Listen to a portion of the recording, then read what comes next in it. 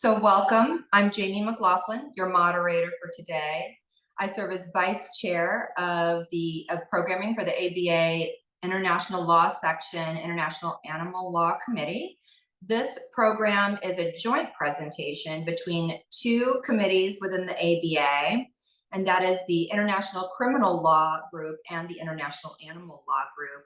I'd especially like to thank the two co-chairs of the International Criminal Law Committee, and that's Tim Franklin, who's running our webinar today, and Regina Pelos, who helped coordinate and put this together. This is a three-part series called Blue Crimes. It's going to be focusing on crimes on our seas against animals and the environment.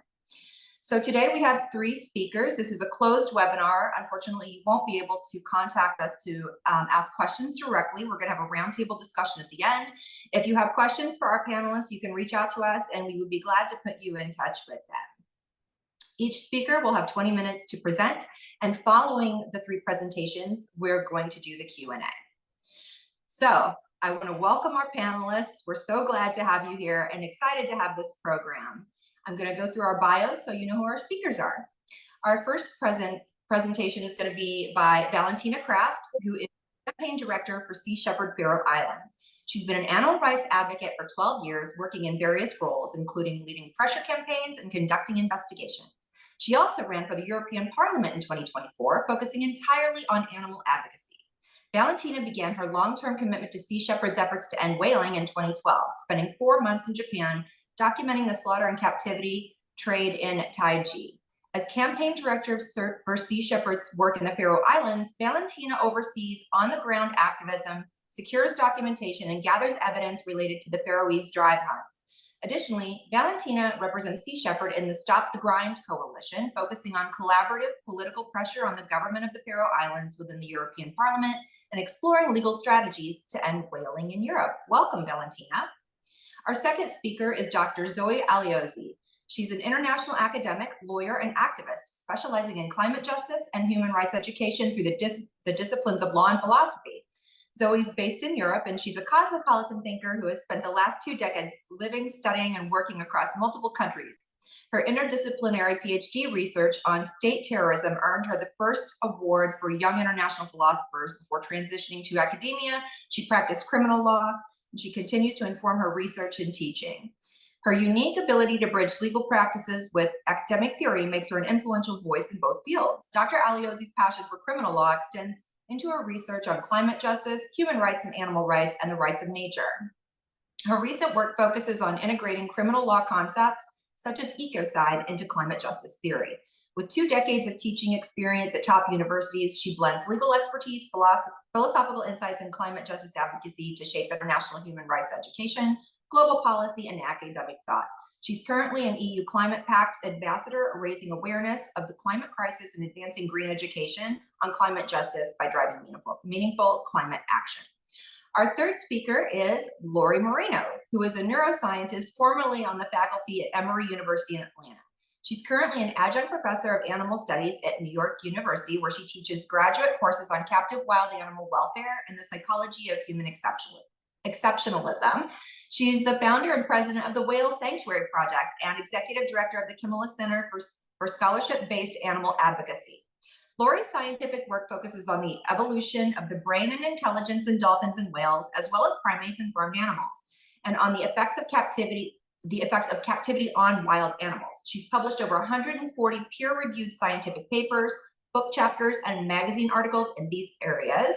Lori also works at the intersection of science and animal law and policy and is co-director with Professor Kathy Hessler of the Animal Law and Science Project at George Washington University, and adjunct professor at the Vermont Law and Graduate School. Welcome to all our esteemed panelists. We're going to start by turning it over to Valentina. Please share your screen and start your presentation. Thank you. Thank you so much. Let's see if I can get this working. Let's do this. So is everyone seeing my screen? Yeah, looks great. Go into presentation mode. All right, there you go. All right, Jamie, thank you very much. It's a real pleasure having the opportunity to speak on this topic for everyone tuning in today. So drive hunts happen in various places in the world, and they all deserve our individual focus and attention. But today I will be concentrating on introducing you to the Faroese drive hunts. But please feel free to reach out after the webinar if you wish to get involved in any of these areas, and we might be able to guide you to some resources. All right, so I will briefly get into the history of whaling in the Faroe Islands, the current situation, and the consequences of the grind, as the Faroese drive hunts are called. Some of the material can be a little distressing to some viewers. So to help you a bit, I've placed an arrow with the trigger warning at the bottom of my slides prior to anything distressing being displayed. I hope it serves as a helpful warning to those of you that may need that. Records and hunting statistics of this hunting practice date back as far as 1584. The Faroese are excellent and at registering everything, but there is actually even older evidence of pilot whale hunting in the Faroe Islands that dates back as late as 1200s. Back then, the population was a lot smaller than we see today, only around 3,000 to 5,000 people living in pretty rough conditions, and granted, very remote and isolated. Looking at the statistic, it's very clear that the hunt was opportunistic and the catch numbers vary quite a bit from year to year in the early days. Some years it was below 100 and other years a little or a lot more. So this hunting was absolutely essential for surviving in this area. Whale meat was a necessity, and it was also a dangerous job. It was a man's job, and women did not participate in the hunt.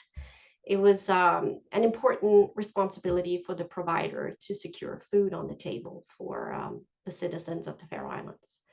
So in the early years, pilot whales would be sighted inside the fjords, and then fishermen would rush out in the wooden boats, as you can see on the pictures, and give it their very best shot at killing them and dragging them back in to the beaches. The drive hunts are regulated under what's called the Faroese Grind Law. So the law dates back as long as the hunting does, but the modern edition, quote unquote, is from 1832. Through the years, there have been updates to the law, but none that really consider the animals in any really meaningful way. So the dolphins hunted and killed in this activity are not covered by any other animal welfare regulations, which is, as we see it, a big problem. And while we have documented and reported violations of the Grind Law during the hunt to the Faroese police, we have not seen any consequences or results of these reports of violations of the Grind Law. So the Faroe Islands today look very different. It's now a very wealthy country, relying on massive commercial fishing and aquaculture, such as salmon farms, and the population have risen to 53,000 citizens. Based on GDP per capita, the Faroe Islands is on the list of the 10 richest countries in the world. The poverty risk is below 10%. It's lower than Denmark's, and the unemployment rate is less than 1%. The economy growth has seen a steep upward curve since the start of the 1990s. So why, with this notable change in wealth and food security, hasn't the whaling practice changed? Well, that's because the Faroe Islands are exempt from all international treaties protecting these animals. Denmark is the signatory of all these treaties, and back in the 18th and 90s, they stipulated that the Faroes would be exempt from all of these treaties. And nothing has really changed since then. No discussions and no attempts on updating the agreements, not by the Danish or the Faroese government, making it perfectly legal to continue to kill cetaceans while no longer having any of the reasoning left for the exemptions. So what does Faroese whaling look like today in one of the richest countries on the planet? The next slide can be distressing to some viewers. It looks like this. It looks like overly privileged, greedy entertainment, to be honest. That's what we think. It's very hard to see any resemblance with the wooden boats and the honorable men who went out in all types of conditions to secure food for their families. Now, a hunt can be started with an iPhone, sighting of a pod. You call in, you make an announcement online. You have whalers leaving their modern houses and offices. They drive their expensive cars to the harbors. They get onto their very modern motorboats and they drive out to create a semicircle around the pod to force the dolphins into the fjords, to shallow waters where a group of participants on the beach will be waiting. They will then run into the water, hook the whales by their blowholes, and drag them onto the beach, where the dolphins then have a lance to push through them to cut their spinal cords, and then finally have their necks cut open so they can bleed and die. So while it was absolutely dangerous to hunt 100 pilot whales many years ago, today whalers can hunt 1,000 dolphins without even breaking a sweat. So I've left these specific images out as I really wanted you all to see the presentation and stay. But should you be interested in the details of the actual hunt and kill, please reach out after this webinar and we will, of course, inform you of whatever you want to see.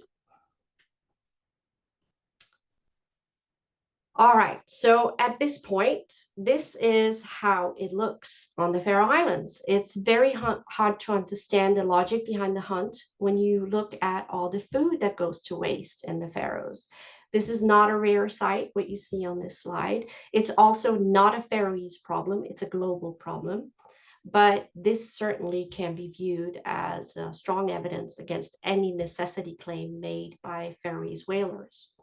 On top of this, we now see a commercial element to the hunt, which was not part of historical practice. This up here is whale meat, and it's sold in supermarkets and restaurants, even though it is formally not a commercial hunt. So these images are gathered by our crew when they go dumpster diving a couple of times a week in the supermarkets all over the islands to document, and they will hit jackpot pretty much every time. A recent Faroese poll shows that the majority of Faroese people don't eat whale meat and they don't participate in the hunt. 71% have never participated or have not participated in the last 10 years.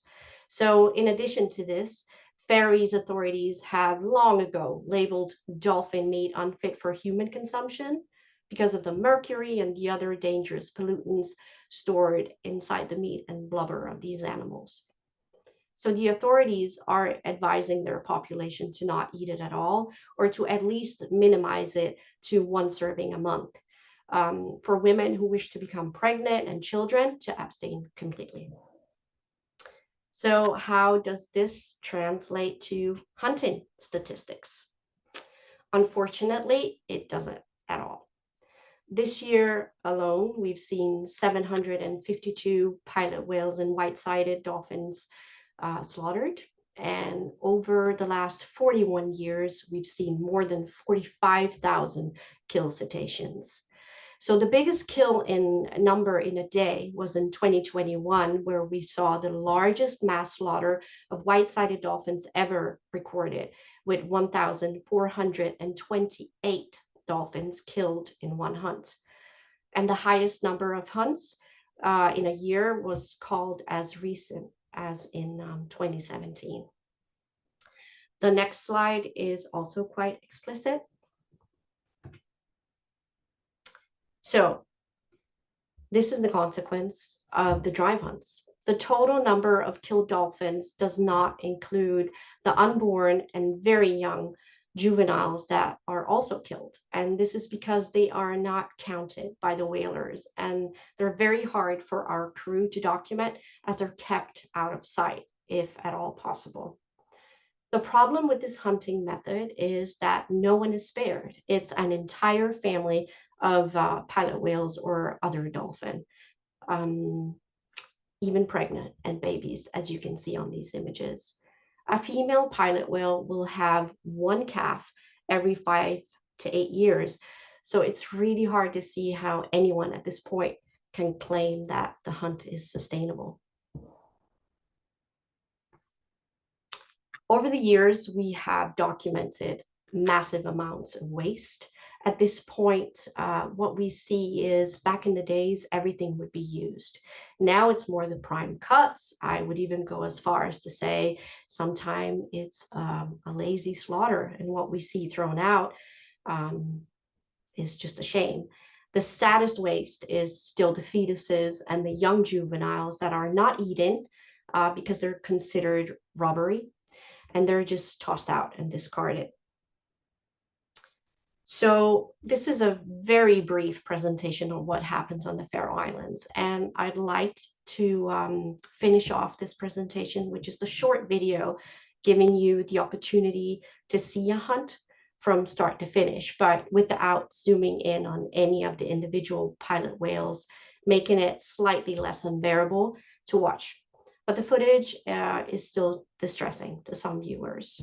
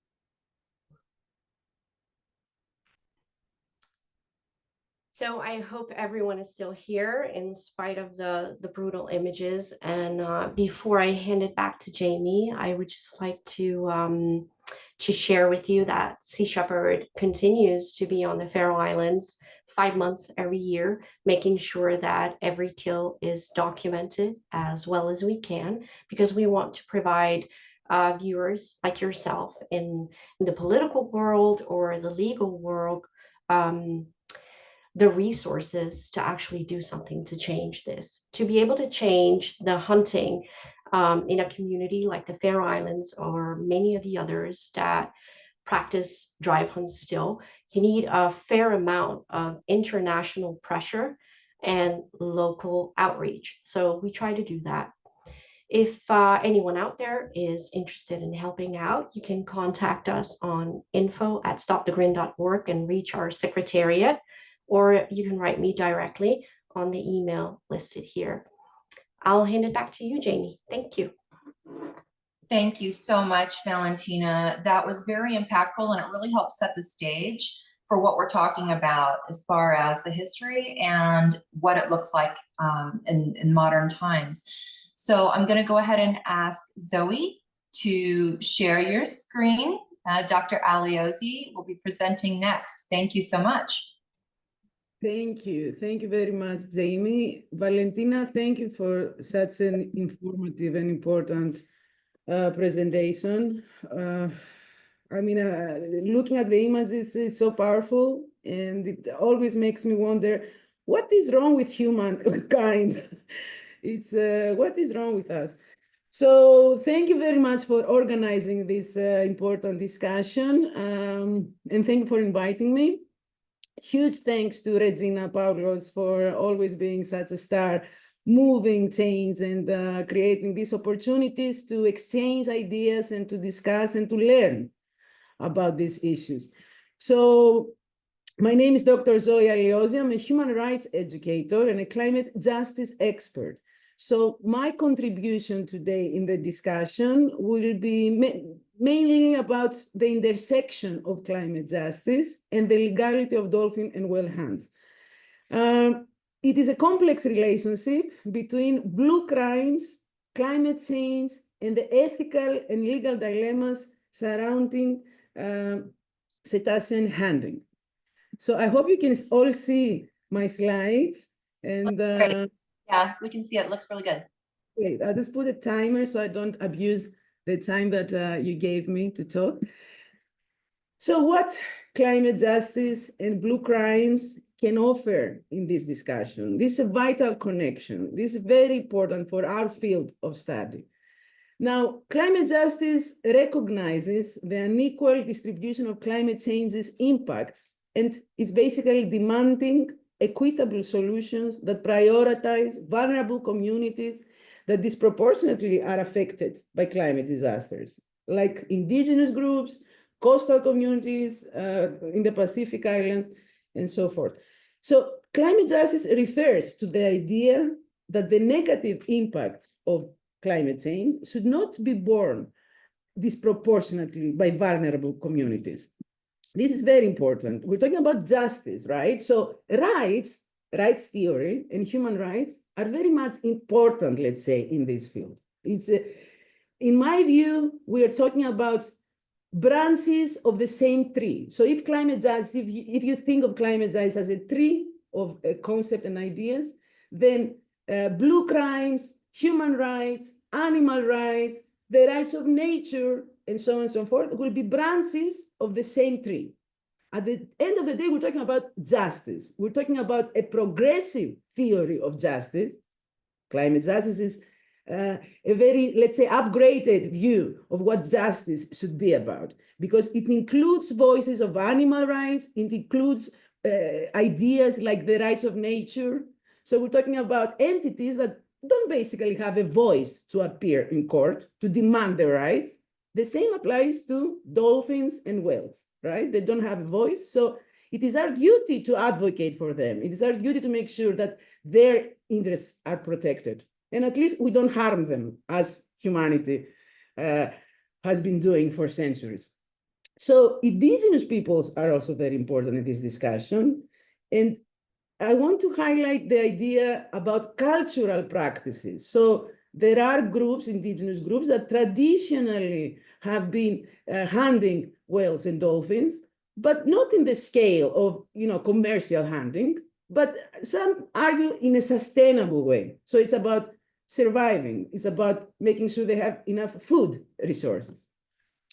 Now, climate justice emphasizes not only reducing emissions, because obviously it's very much connected to climate change, right?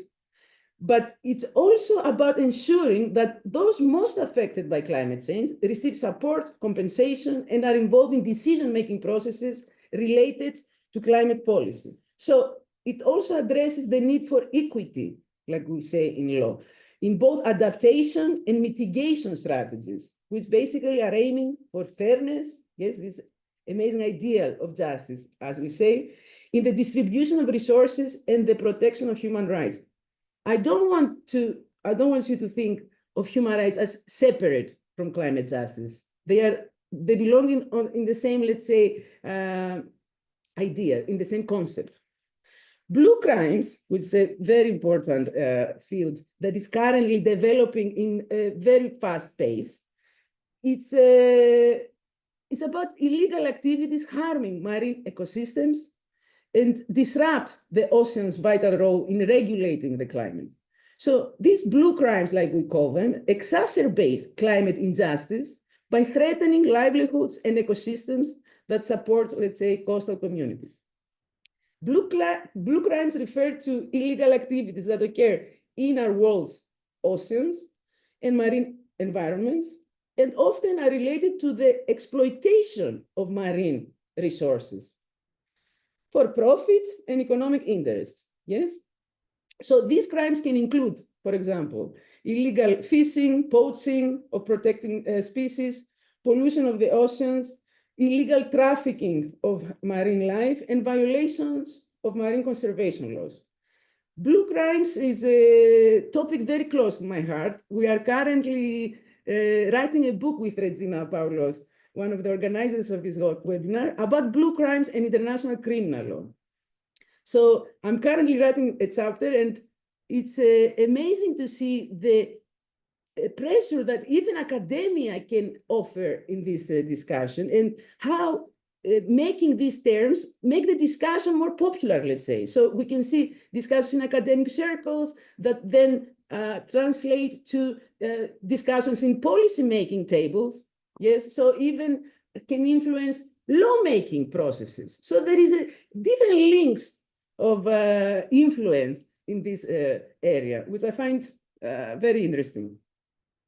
Now, the connection to dolphin and whale hunts is important in climate justice, blue crimes, and the legality of these, let's say, practices, because we're talking about threats to marine life and ecosystems. Yes, climate change has direct and indirect impacts on marine ecosystems, including the habitats of dolphins and whales.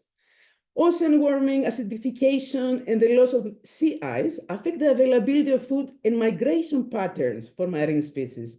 So we know this science, we know all these issues, but what we lack is strong laws that are enforceable to make sure that these species are protected. It's ridiculous that in 2024, these practices are legal in some countries. We can produce foods through different means. So this undermines the principles of climate justice. This kind of practices, this unregulated fishing, and these harms in these sentient beings, because we're talking about sentient beings that should enjoy protection and not being hunted. This undermines the main principles of climate justice because it disproportionately impacts these animals, which are already struggling with environmental changes that they did not contribute to. This is a very important point. We're talking about animal species that have no contribution to climate change, and they feel the worst effects of that. And on top of that, they're suffering illegal fishing and hunting. So while many countries have regulations in place to protect dolphins and whales, such as the International Whaling Commission's moratorium on commercial whaling, some nations like Japan, Iceland, and Norway have continued hunting under exceptions. These exceptions are, these loopholes in international law are criticized by academics like me and activists on climate justice because it's ridiculous to say it simply, these exceptions, in most cases at least, or they're being exploited, or they're being used as, justifications of these barbaric practices. These hunts, especially when they involve endangered species, are often considered blue crimes, yes, as they violate international conservation laws and are harmful to global marine biodiversity. Climate justice calls for stronger enforcement of these laws and holds accountable those responsible for such activities. So this is one of the greatest impacts of the climate justice movement. In recent years, we have seen an explosion on climate litigation cases all around the world. So we can offer accountability. We can offer, that someone will basically pay for these crimes. It's not just an abstract idea or practices that we cannot, pin who is responsible for those practices. Of course, it's not as simple as that. There's many complications. It's a complex area, but there is a need for global action, like Valentina very nicely said before me. because both climate justice and the fight against blue crimes require international cooperation and enforcement of laws. So climate change does not respect borders, like we say. National borders is a human construction. Climate change affects every part of our home planet. So it's important that marine life is viewed as a shared resource that needs collective action for its protection. So this is one of the important points that climate justice is promoting as well.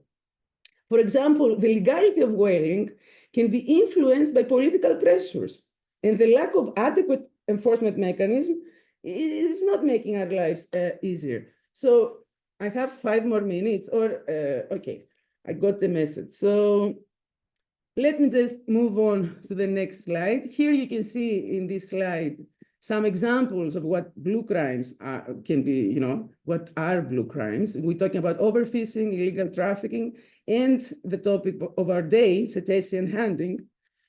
But what we're looking at is a sustainable hunting practices mainly. So whether for commercial or traditional purposes is another discussion. We're talking about threatening dolphin and whale populations and weakening the ocean's ability to regulate climate. So this has a relevance to climate justice and climate change.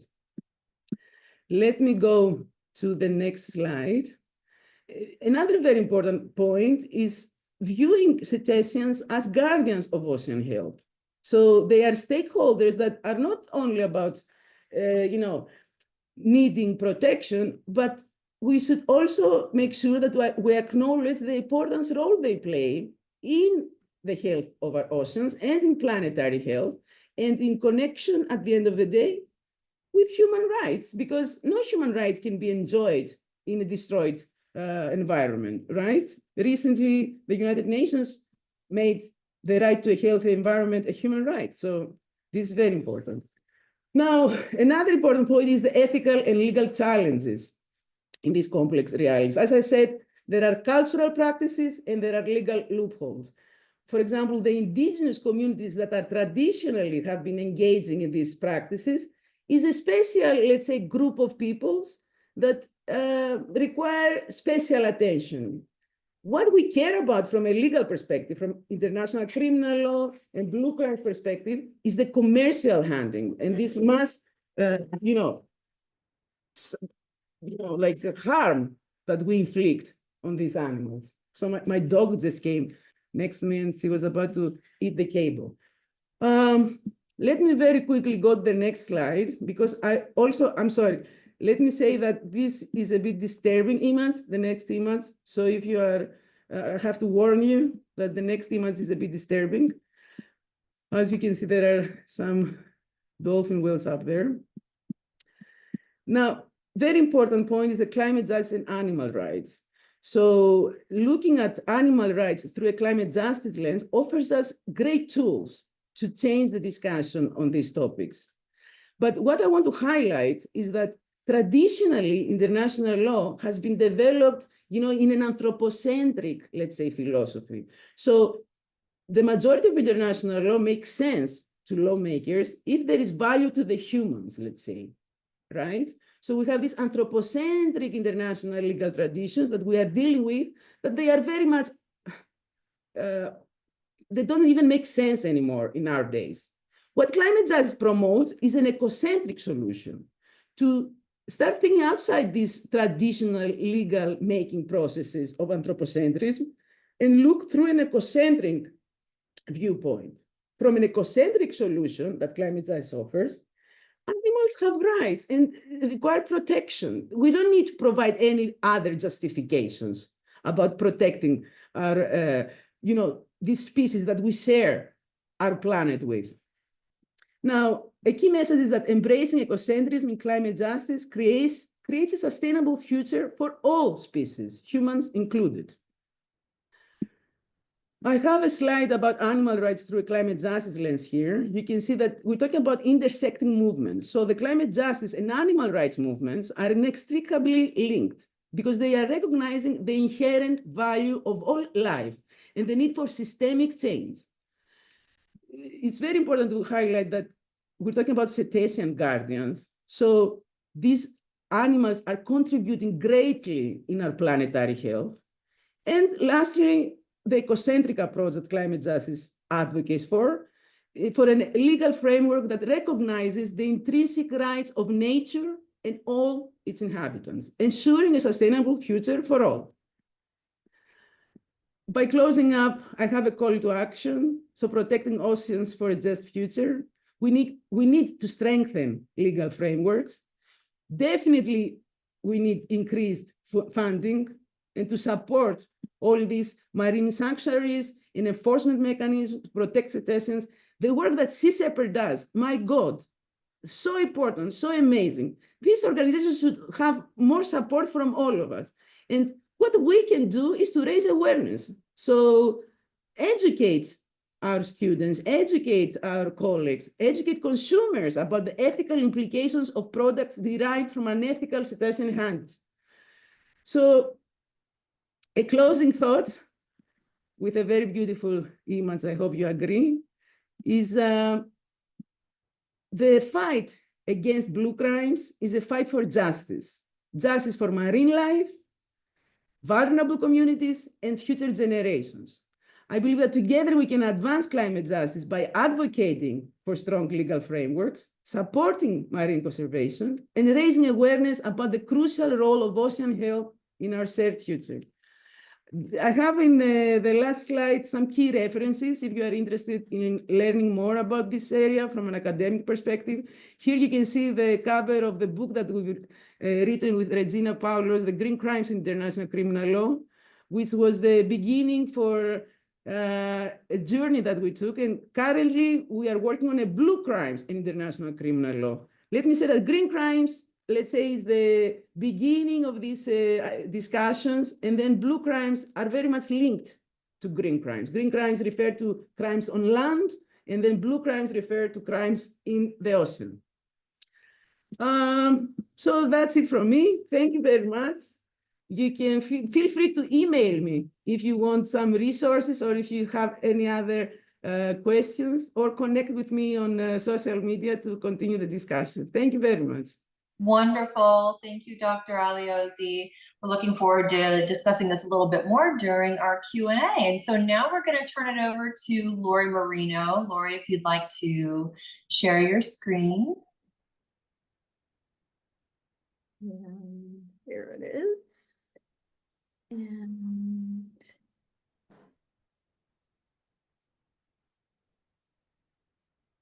okay. Can you see that? Yeah, perfect. Thank you. Wonderful. So thank you to my two former speakers. Today, what I want to do, since I'm not a lawyer, I'm a scientist who has studied dolphins and whales for 35 years, I'd like to take you into the brain and the body of these individuals as they experience the drive hunts, and in particular what Valentina described. And I'm most familiar with the Taiji, Japan drive hunts, as well as Faroe Island drive hunts. So those are the ones that I will be focusing on, but there are similarities across many of them. So today in my talk, I'd like to sort of analyze this issue on three levels. First, the drives themselves and capture and the effects it has on the stress levels of these animals. The second is the killing method and the level of suffering that occurs when this happens. And the third, which to me is the most important, has more to do with the issue of ending sentient lives. And in the case of dolphins and whales, we are talking about self-aware individuals, we're talking about cultural individuals, and we're talking about individuals who are considered in many domains persons. So first, stress. Stress can come in many forms. It can be acute, which is what happens when there's a sudden threat, but eventually that high threat subsides. We also know acute stress as the fight or flight response. Then there's instances where you have a frequent occurrence of acute stress. So the stress just goes up and down, up and down. And then finally, there's chronic stress, which is unrelenting. It stays at a high level over a long period of time. And these different kinds of stress have different impacts on the body. Now, probably one of the most important things for you to know about what happens during dive hunts to the dolphins and whales is that the stress response system in those animals, in dolphins and whales, is the same as in other mammals, including humans. In other words, the parts of the brain and the body that respond to acute and chronic stress have been preserved over time in all animals, particularly all vertebrates and mammals. And so what I'm talking about is something that would pertain to a human, a chimpanzee, an elephant, and a dolphin and whale. This stress response system is the same in everyone. And not to go into too much detail, I'll just say that the stress response system, which is activated and triggered when a hunt begins, starts with the brain and noticing that there is some danger or threat. And that starts a cascade of physiological responses that's called the HPA axis for hypothalamus pituitary adrenal gland. And at the end of this cascading process, you get the adrenal glands increasing the amount of cortisol in the body, circulating in the body. And cortisol is the main hormone that is produced when one is stressed. Now, the problem with cortisol is that it helps you in fight or flight, and it helps you to get ready for an acute stress. But if that stress doesn't go away, it has deleterious effects upon the immune system and actually wears you down and can kill you. So when you look at the drives are an example of severe acute stress becoming severe chronic stress. In both the Faroe Island and Taiji drive hunts, loud noises are used often to herd the animals into a cove. In the Faroe Islands, Mamser has described this, that once the animals are forced to the beach, people get in the water and start to pull the animals up by metal hooks placed in their blowholes, and they pull them onto the sand where they are then killed. Very often in both drive hunts, the animals are roped around their tails and towed around in boats while still alive, and many of them succumb to drowning during that time. Importantly, all of this is done in proximity to family and social group, which is so important to realize that when you have a drive hunt with, say, 500 animals, it's not just 500 individuals, it's families, it's social group, it's children and parents, it's all of these individuals have important roles to play in their society and to each other. In Taiji, quite often the animals are sequestered in a cove and they're held there for days. And that's when acute stress becomes severe chronic stress. And many of the individuals simply succumb at that point because they cannot sustain that level of stress. and distress over that amount of time. They're severely traumatized, they're disoriented, and even individuals who are released, for instance, juveniles, are more than likely to die from the stress and the loss of their family and injury. So release is just a way to prolong their suffering. There's a very specific thing that happens to many wild animals when they're captured, and that's called capture myopathy. It's also called exertional myopathy, and it stems from the stress and trauma of chase and capture. And what happens is that there is a breakdown, a very quick breakdown of the heart and other muscle tissue, and it often results in death. We see this very often with dolphins and whales who are very subject or vulnerable to capture myopathy, even under circumstances that might consider to be ones that are calm, for instance, capturing a dolphin in a tank to bring her to another tank. Thompson and Garachi noted that there's a significant amount of stress that occurs whenever they're manipulated in that way. And a recent example of our attempts to help the little vaquita, the porpoise who is critically endangered. There's only about 10 or 15 individuals left. And we had the idea, okay, let's capture them and bring them into captivity and breed them and then put them back out again. But that's not possible because the individuals who were captured died of capture myopathy right away. So they just cannot handle that level of stress. The suffering from the killing methods is again, quite clear. In 2000, fishermen in Taiji started to tout a new, quote, humane way of killing the animals. And what they do is they put a rod into them, which penetrates the spinal canal.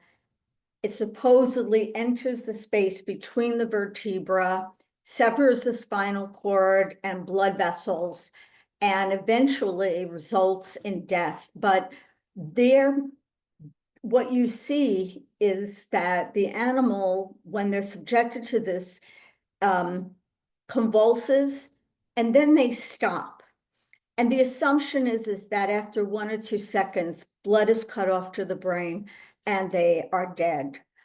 The problem is that there really is the skeleton and soft tissue that the lance or rod have to go through show that there is really no way that this can be guaranteed.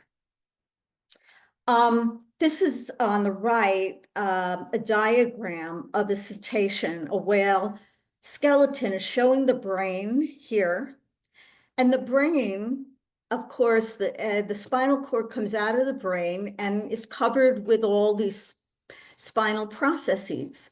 Also, there's something called a rete mirabile, which is a collection of blood vessels that is right behind the brain. So when they put the rod in, the idea is to go through the vertebrae, to cut off all these blood vessels, cut off the spinal cord in a process that is supposed to, in a couple of seconds, render them dead. But because of how the whales, because of the way the blood flows and the rete and how diffuse it is, it damages, the rod damages the blood vessels, but doesn't cut them all off. And also, it's very doubtful that the rod can get inside the vertebral column and cut off the spinal cord. So what we have here is a situation where eventually there's a cessation of movement, but that cessation of movement is likely to be due to paralysis, not loss of consciousness and not death. and there is no check on consciousness. So we have severe hemorrhaging, but that does not necessarily mean rapid death. There is actually no evidence ever provided that the requirement for immediate death is met. And then finally, I want to talk about the higher level issue of suffering and ending a sentient life. Because we can talk a lot about sustainability and population numbers and so forth, and all of that is really important, but it's also critically important to understand who this is being done to. Who are these beings? Who are dolphins and whales? Dolphins and whales, we know from an abundance of scientific data, are highly intelligent animals. They are self-aware. Some of them recognize themselves in mirrors. So they know when they're being killed and they see their social group and family being killed, they get it. They understand what's going on. They are very socially complex and they are cultural. And this brings up the notion of cultural genocide because of the fact that when you wipe out a whole community of whales, you may be wiping out an entire culture that existed for hundreds or thousands of years. They're very long lives and long juvenile periods. They have very strong bonds to family and pod. They are highly emotional. In other words, you may not see the emotion on their faces. They may look like they're smiling all the time, but they are actually highly emotional animals. They're also empathic, altruistic, they grieve. And in many places around the world, like India, and some legal efforts, they are actually considered persons because they are autonomous, self-directing beings. So, and I'm sorry again about these pictures. So this just leads me to the last thing I want to say, which is that there is no such thing as humane killing if you are ending the life of a sentient being. It just doesn't happen. It doesn't exist. So not only do we have to work to make sure that these drives are done in a way that minimizes suffering, ultimately, we have to find a way to stop them altogether, because even if we killed these animals in their sleep and they never knew it, because of who they are, it would be inhumane. There's no such thing as humane killing if you're talking about a sentient being. So that's what I want to say. I thank you, and please contact me at marinalaurie@outlook.com if you'd like to discuss any of this with me. Thank you. Thank you so much, Lori, for explaining that. I'd like to invite our panelists to restart your video. We're going to have a roundtable discussion here based on the information in your presentations. Thank you, each of you, for those very thoughtful presentations. And the audience, thank you for bearing with us through some triggering content there, but it's very important to fully understand the scope of the issue. So my first question is for Valentina. Some of the things that you talked about were that this is formerly a cultural practice, but it's changed, and we know that over 75% of Faroese have not participated in these hunts. So why don't we see local efforts on the islands to end the practice? All right, thank you, Jamie. Well, first, I just want to say thank you to Zoe and Lori for covering. Like, if you have 20 minutes to cover the Faroese drive hunts, you cannot get into neither the ethical sides or the sustainability or the eco-crime side. So I was very happy to hear your details covering just that. Well, this is still a traditional practice, Jamie. It is. However, the surrounding around the Grin, it seems quite impossible for any local resistance to actually rise. We've seen a lot of bullying over the years, and it's not insignificant. Just recently, I had a good connection with a Faroese scientist who is very much against the Grin, and he could have helped out a lot, but he had to decide between being honest and taking part in an open conversation and what he describes as protecting his career and his place in this community. We've had regular citizens speaking out. In 2014, I had a good Faroese friend who ended up leaving the Faroe Islands because he had been so outspoken against it. So I don't think there is a way of really expressing how the bullying and the harassment of people who try to engage in this conversation against the Grin from a local perspective, it's quite fundamental and sad. The way I viewed it is kind of like if you had a democratic election and 98% of the population voted for the president, then you know there is something wrong. And in the case of the Faroese Grin hunts, you just have massive silence yet.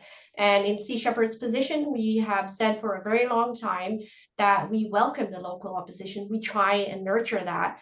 And the moment it's there, we will leave the forefront of this this fight, because we do believe that it is a Faroese matter first and then a global matter second. Thank you for explaining that. Sometimes it's really difficult when it comes to entrenched cultural practices to be able to raise awareness by still being respectful and then questioning how things have changed and trying to apply pressure in the right places. So sounds like there are some difficulties that require some international pressure and attention as well that would be very helpful. So my next question is for Zoe. What do you think as far as the link between these drive hunts and the legality? How do you feel the legality of this relates to climate justice? So thank you, Jamie, for your question. There are so many important links of these practices with climate justice that I can talk about it for days. It's the only, let's say, defense line of these practices is the traditional and cultural justifications, like indigenous groups that traditionally have been engaging with these practices. And this is the only, let's say, justification that could stand with some reasonableness. But in reality, I'm not an advocate for that, for even that. I believe that we can offer alternative solutions to these groups of people. We're talking about a planet that is currently under a climate emergency, under a climate crisis. So to allow for more harm that it derives from human activities to continue, it should not be on the table. So that's what climate justice brings in the discussion. It clears, it provides, let's say, a lens to view all these harms from a new perspective without having justifications for profit or for traditional practices, because we're talking about harms that are human inflicted, is human driven, that should stop immediately because we're under a climate emergency. And what we can talk about the rights of future generations that will be completely vanished because of our current practices. So there are so many links, but from my perspective and from a legal perspective, we want to look at blue crimes in particular. So we want to look at practical, let's say, solutions. We want to use criminal law and the tools of accountability that criminal law internationally can offer to make sure that we find, solutions to stop these barbaric harms.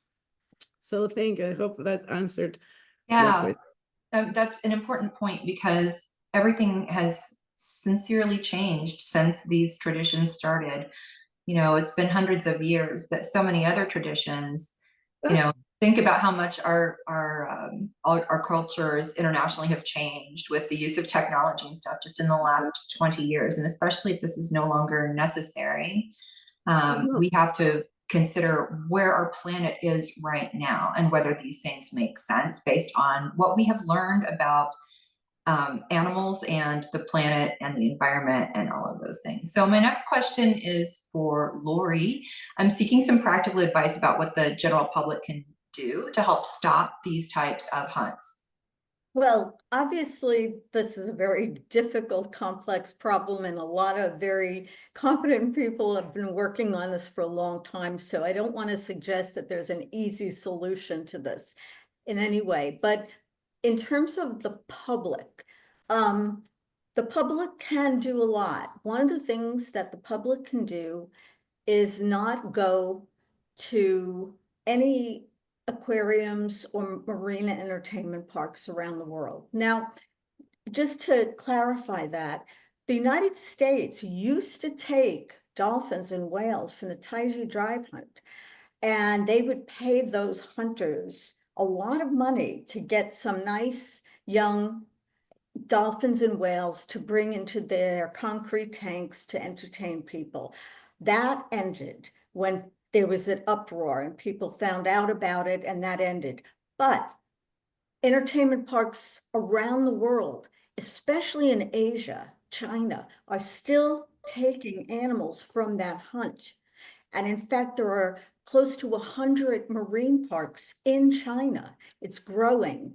So if you go to another country and you have the opportunity to go and see a dolphin show, don't, because you are funding the Taiji drive hunts or some other very similar egregious type of practice of grabbing these animals out of the water, out of the ocean, and putting them in tanks, forcing them to breed and so forth. So the marine mammal entertainment industry, including this country, because they started it, has responsibility for why the Taiji drive hunts are still going on to this day.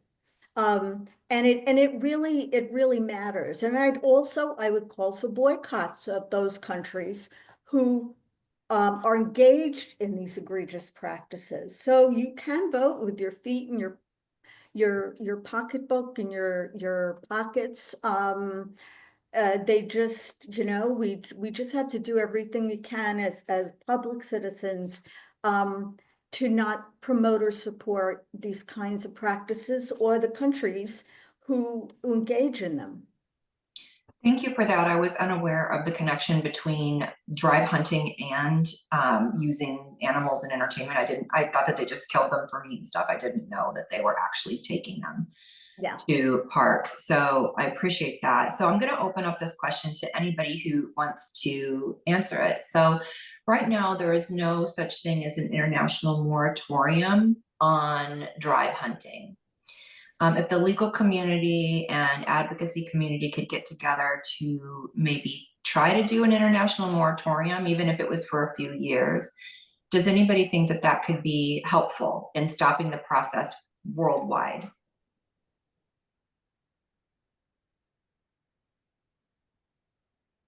I'm happy to jump in. Well, I think any attention to the drive hunts and the consequences for these precious and sentient beings is worth the time and energy. More than a moratorium, I think we need to have some serious political conversations across borders, because right now there is an intended moratorium on whaling in general. We could pretty easily include the dolphins in this, but there is right now still a lack of understanding of these old communities and the reasoning behind their hunting that needs to be addressed and pressured. because a lot of these communities, they don't resemble the communities that they were when this was still a situation that would make them exempt from the exemption that they have today. This is hardly in the case of the Faroes, and in the case of Taiji, this has nothing to do with Aboriginal or indigenous hunting. And to be able to hide behind that is a problem. And it needs to, there needs to be a light to shine on that. And we have to have a real conversation and some political international pressure on that. Yeah. Thank you. Does anyone else, Zoe or Lori, did you want to weigh in on this? No, I mean, I think, yeah, I think we should have that, but even stronger. But, you know, it's the devil is in the details, right? And we do have some protections for whales around the world, but there's loopholes you can drive a truck through, you know? And so I do think that one of the problems in regulation is that so many regulatory bodies like CITES and even the Marine Mammal Protection Act, so many of these don't really look at the individual and individual welfare. They look at populations and species, don't really recognize what's actually happening on the ground to mothers and children and matriarchs of their pods, et cetera, et cetera. And I think that has to be done because that's where, that's an important part, that level of how egregious these drive hunts are. Yeah, with science, we know now, like we've discussed and like you've discussed, that these are individual families. We know that cetaceans have different cetaceans in different parts of the world have their own unique cultures and languages. That's right. So, you know, shedding light on that and making government understand that, like getting that science where it needs to be. And I think that that's why science and the law it's so important, that intersection, to be able to translate it in a way that we can get our government officials, Congress people here in the US to understand the intricacies of this, you know, at maybe a 12th grade level, whatever works for them. Like, you know, you can't be talking about all these different neurons in front of them, Lori, they won't know what you're talking about, but just helping them understand what this means and to have those as like important points when we're making the law. Valentina, you've got your hand raised. Did you want to say something? Yes, I just wanted to add, like Lori, I completely agree. I absolutely think that we should be raising the question about their sentience and their right to live. But I also think that we've seen across the board for years that what the policies concentrate on are human topics, our own survival, our own thriving, our own financial status, these things. So I actually think that the solution for these animals is to raise it into a human context. So blue crimes is sustainability and protecting the ocean for local communities, coastal communities, might actually be the way. While I would appreciate that we recognize their ability to think and feel and be sentient and actually be individuals that are deserving of protection, I think that the solution for these animals will come quicker if we manage to intertwine it into human rights. The rights of the child has recently, within the last couple of years, raised that every child has a right to be protected from witnessing animal cruelty. In the case of the Faroes, this is something that they witness every single time. They're raised with this.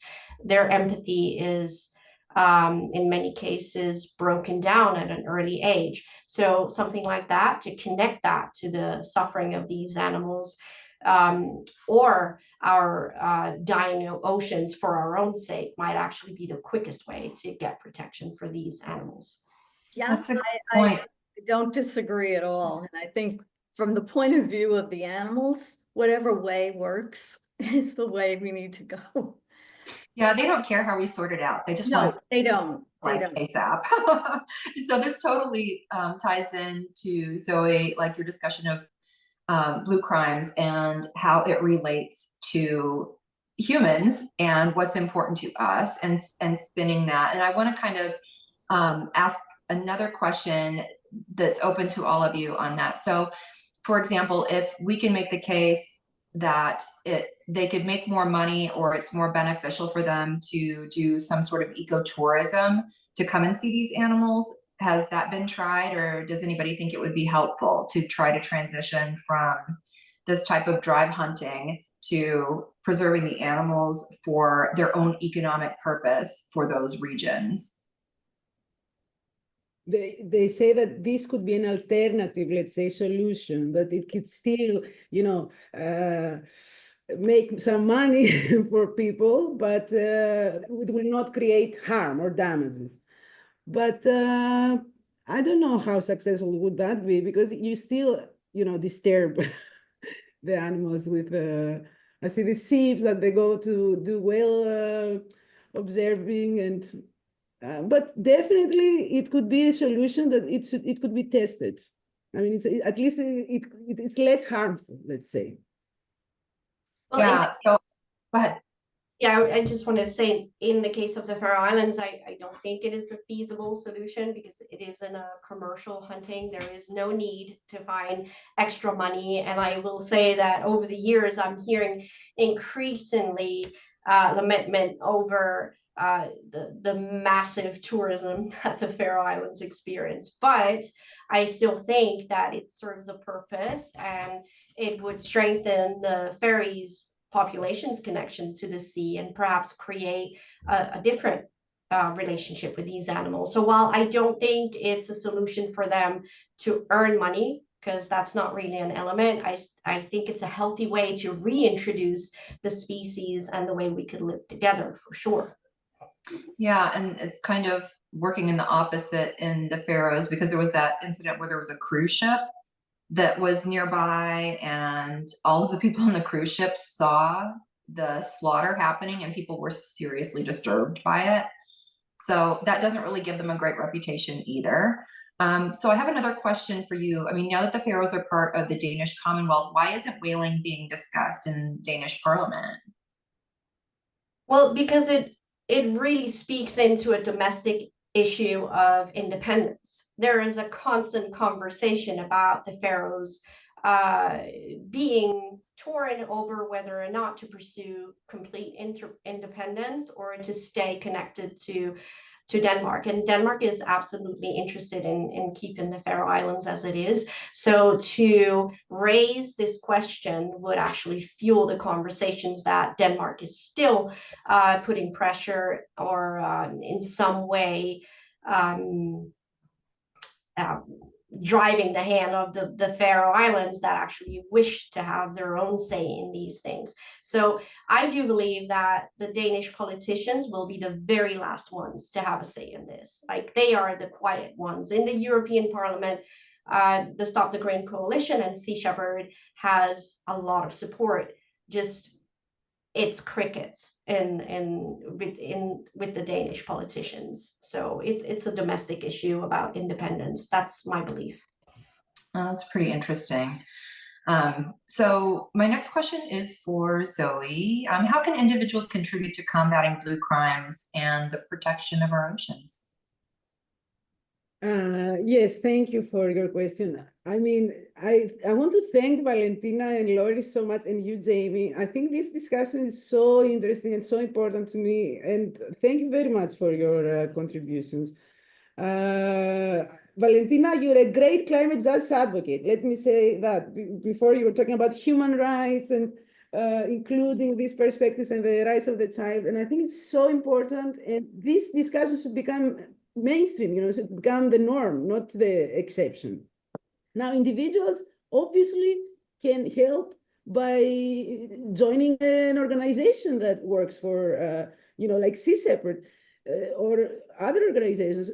Today, with the internet, we can all become activists in a way and raise awareness and, share information, educate our circles. I mean, me as an academic, I use my academic, role to educate my students about climate justice. Originally, I'm a human rights educator, but I've made a turn to focus on climate justice, because human rights and climate justice are very much interlinked. definitely ethical consumption can be an issue. I mean, in Europe, maybe it's not so popular to eat endangered species, but maybe in different parts of the world, it's still kind of practiced. And try to decrease your climate footprint, the carbon footprint as well. We can, make changes in our lives. It's difficult to change the whole world, like they say, but we can make some small changes in our own everyday life. So, but apart from that, I want to also say something about, let's say, what lawyers can do, because today I know our audience is mostly legal, let's say, lawyers or legal background, since it's the ABA that is organizing it. I want to say that this is a growing field, right? Like these climate justice ideas, this concept of blue crimes, and this idea of holding people accountable for these damages, for these harms, is a growing field. So I think there's a role for lawyers to be educated in those fields and contribute through our work, through the cases that we take on. Also, we can push for better laws as lawyers. We can pressure for better laws. We can publish or do research about it. So I think it is very complex, and it is, very complicated, let's say, legal crossroads that we are dealing with. But blue crimes combine criminal law, environmental law, and human rights law. So it's in this interdisciplinary, let's say, legal construction that any lawyer will benefit by entering in this field, right? Understanding these connections can help lawyers take on cases involving international crime, climate change, and biodiversity. So I hope that answers what it does. I think it's very helpful because a lot of attorneys, they are, we have all of these different subdisciplines. And even within animal law now, we have subdisciplines because the field has grown so much. And when you get outside of animal law, lots of people don't even know animal law is a thing or it even exists. But they also, like all these other lawyers, they're so siloed in what they're doing that they don't understand the intersections of what they work on and how it intersects with all of these other things. So helping them make those connections, I think, is really, really important. So I have another question for Lori, actually. Are there any existing marine mammal legislative entities that are addressing the issue of these drive hunts? Unfortunately not. I mean, several years ago, I went to Helsinki, Finland, and met with scientists and advocates and philosophers, and we put together something called the Declaration of Rights for Cetaceans, which articulated, our aspirations for what the world would be like for cetaceans if we could make it so. Of course, the problem is there's no legal teeth. There's no way to get legal traction with something like that. And that's a problem with all declarations of that kind, that they don't have any legal teeth. And so they just sit there. I think that there's, obviously there are many organizations, but even, the Society for Marine Mammalogy, they tend to look at this from a population level. They have spoken out against the drives, but I still think that a lot of the force behind trying to end really, really egregious human and non-human rights violations come from understanding the impacts on the individual. I don't think it's necessary, but not sufficient. I think that there would be more political will if people really understood that these are not just, dots. These are not just animals. They have to come to know them as the non-human persons that they are. And so that they really feel a sense of urgency. And, that along with all of the other efforts that have been described here, I think that's necessary because that gives it the emotional thrust, that gives it the energy for people to say, this is not tolerable. Thank you for that. I think that enforceability is always a problem when it comes to these things. And it's not just, is it even enforceable? In instances where it is enforceable, sometimes there's no will to do the enforcement, and you can't get prosecutors or anybody who's responsible to bring the case. And we see that a lot in animal law. And I think that you make a good point that individual stories make a difference. You know, something is just theoretical until you are faced with the actual story of an individual that this happened to. You know, and that happens all the time outside of what we deal with animal law. You can say something is happening to a climate migrant, you know, or there's climate refugees. And it's like, we hear that it's happening someplace, maybe it's not happening for us, but the minute, you know, we personalize those things, it does have an impact, and it could help legislators kind of give it some additional thought, and maybe prosecutors or people responsible for bringing cases where they are enforceable to do something about it. So Valentina, you've had a lot of experience campaigning against whaling in the Faroe Islands. Sea Shepherd's been, you know, working on it for 40 years. What are your most important lessons from the Faroes? Well, I think me and the organization as a whole has learned a lot over the last 4 decades. Thank God we have the ability to do that, right? We have the ability to assess our strategies and adjust them to the time that we're in.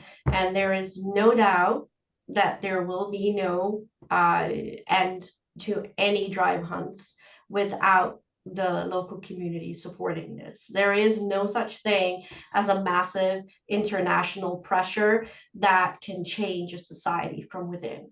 So the biggest lesson that I think we should all, anyone working to change something within a country that we don't live within, is that we have to get that country or that local community on board. And in the case for Sea Shepherd, we've done a lot of aggressive campaigning, and we've been superstars at putting these drive hunts on the global map, but we are yet to achieve that local support. And that's what I am dead set and focused on doing the next years.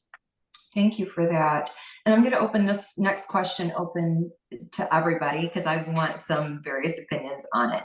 And so in the US, we have marine protected areas, and they vary in different levels of the types of protection that's offered, depending on how that protected area is categorized. So it could be marine reserves, which have absolutely no take, or national wildlife reserves that allow for compatible recreational uses. So could we establish new international marine protected areas? Do you think that would help? And then what level of protection would be needed to make a difference?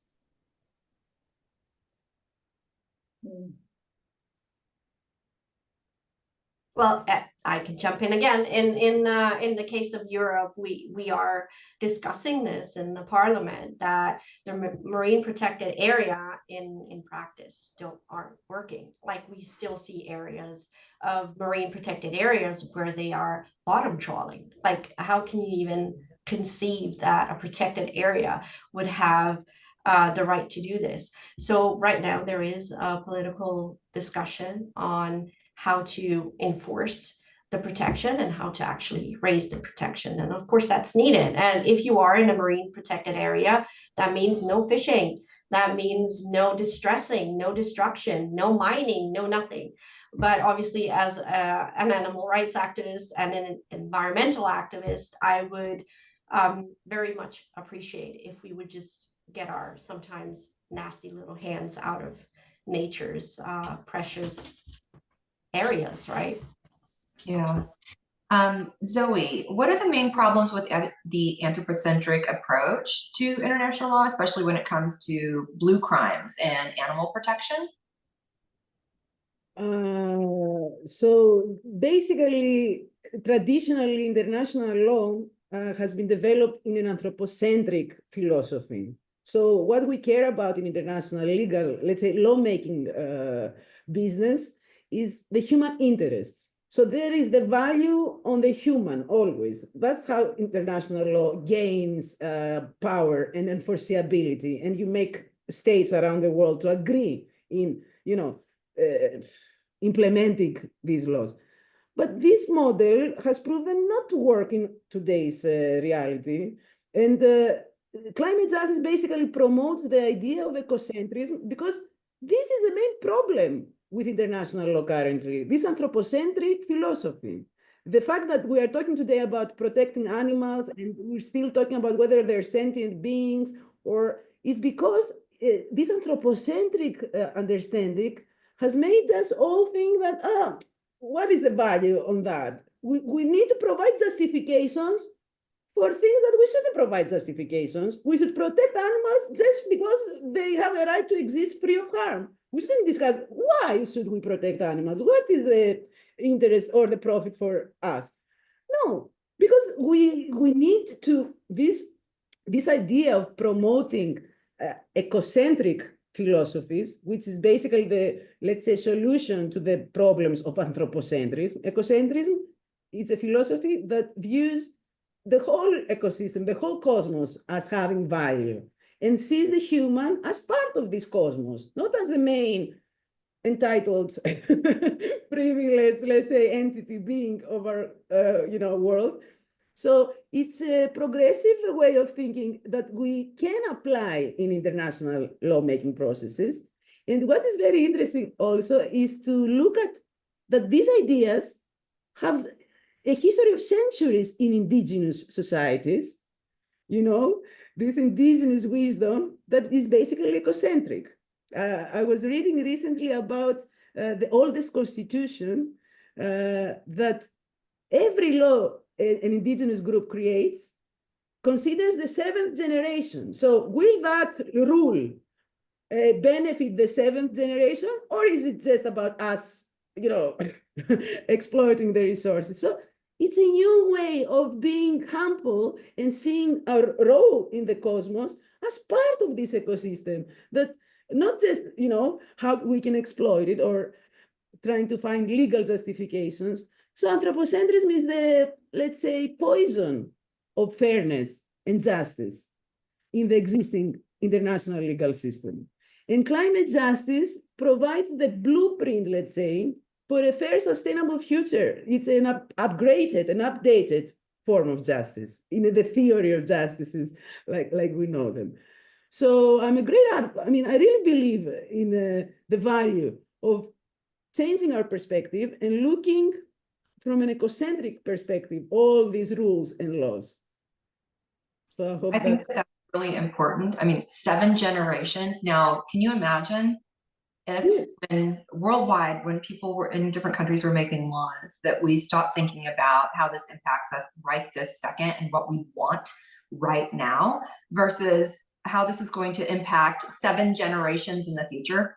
We would have a whole different set of laws if people would adhere to an example like that. And building on that, Lori, in international law, there are instances where animals are considered persons. And what are your thoughts about some sort of treaty, an international treaty that would enforce punishment against cetacean drive hunts? Yeah, I think that I would be in favor of that. Obviously, the whole notion of personhood is one that has gotten some traction when applied to some other animals, particularly with the work of the late attorney Steve Wise and the Non-Human Rights Project. But we are human exceptionalists, and there is also a lot of psychological pushback against the notion that, we share the field, we're not the only persons. And I don't necessarily think that personhood itself is important, but it's what kind of being you are and what that means. And I think that is certainly the case that dolphins and whales deserve to have their right to life respected. So, there's no question about that.